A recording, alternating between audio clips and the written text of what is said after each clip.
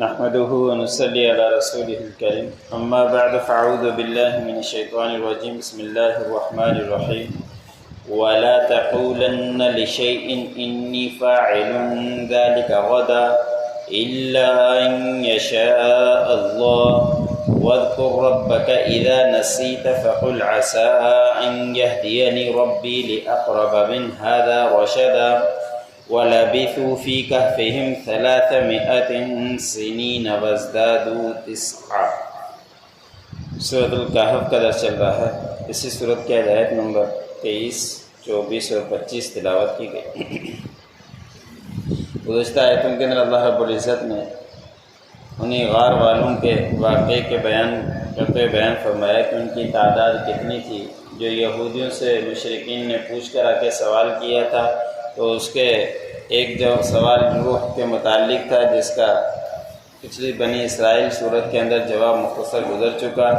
دوسرا یہی سوال کیا تھا کہ غار والے کون ہیں، اور تیسرا سوال کیا تھا کہ وہ کون شخص ہے جس نے مشرق سے مغرب تک سفر کیا، اس کا تذکرہ اگلے رکوع کے اندر آئے گا۔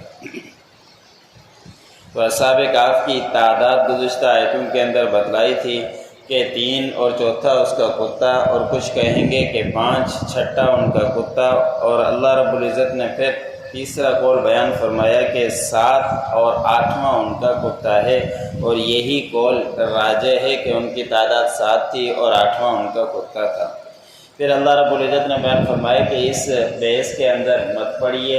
اور مختصر سا ان کو جواب دے دیجئے کہ وہ تعداد کتنی تھی اور کتنا عرصہ ٹھہرے، کہاں سے آئے، اور نہیں ان میں سے کسی ایک کے بارے میں سوال کیجئے۔ جتنی اللہ رب العزت نے باتیں بتلا دی انہی کا تذکرہ ان کے سامنے کر دیجئے، اور مزید ان کے بارے میں سوال ہرگز مت کریں۔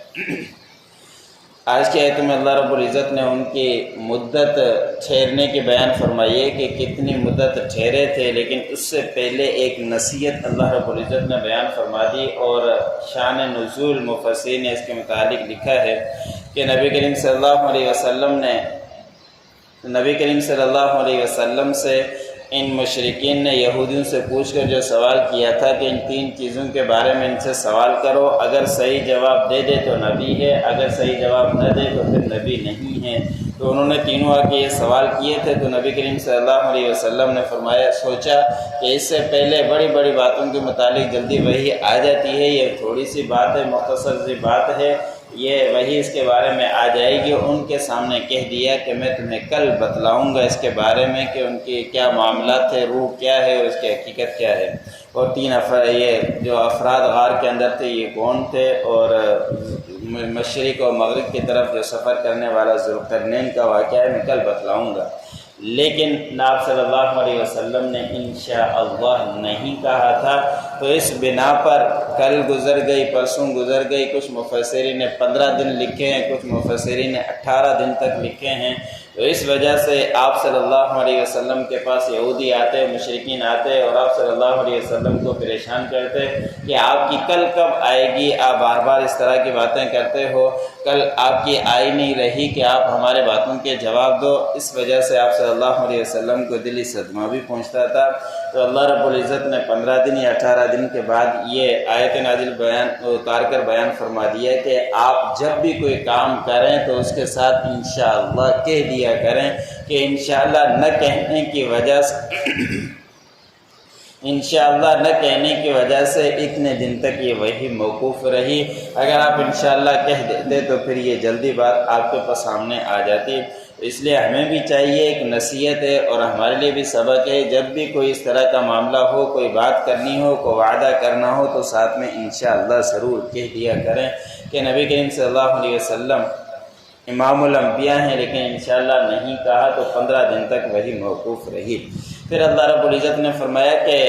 پھر یاد کر لیں اپنے پروردگار کو اگر بھول جائیں۔ جب کوئی اس طرح کی بات کہتی ہے لیکن اس وقت انشاءاللہ یاد نہیں آیا، تھوڑی دیر کے بعد جیسے ہی یاد آ جائے تو الگ سے کہہ دیں کہ انشاءاللہ یہ کام میں کر لوں گا۔ تو تھوڑی دیر کے بعد یاد آنا اور پھر یہ کہہ دینا بھی اس کے شامل ہو جائے گا کہ گویا کہ آپ نے اسی وقت کہہ دیا تھا۔ پھر اللہ رب العزت نے فرمایا کہ نبی ان سے کہہ دیجئے کہ میرا پروردگار میری زیادہ رحمائی کرنے والا ہے، اس سے بھی زیادہ جو قریب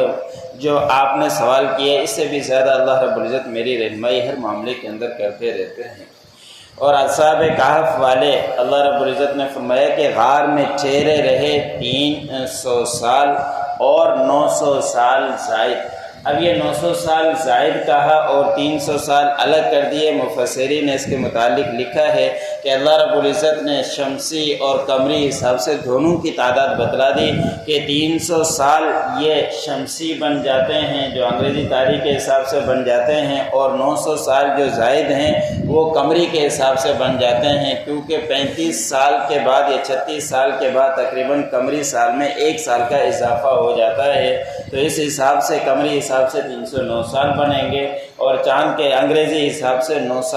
3 سال بنیں گے۔ اس لیے مفسر نے یہاں ایک بات لکھی ہے کہ زکوٰۃ اگر نکالتے ہو تو تم قمری حساب سے نکالا کرو، چاند کے حساب سے نکالا کرو۔ اگر بلوغت کے بعد تمہاری 70 سال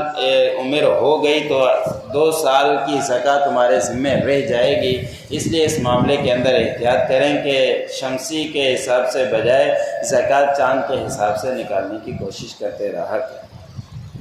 وَلَا تَقُولَنَّ لِشَيْءٍ إِنِّي فَاعِلٌ ذَلِكَ غَدًا، تم ہرگز مت کہو کسی چیز کے بارے میں کہ بے شک میں کرنے والا ہوں اس کو کل، إِلَّا أَن يَشَاءَ اللَّهُ، مگر یہ کہ انشاء اللہ کہہ دیا کرو کہ مگر اللہ رب العزت چاہے تو۔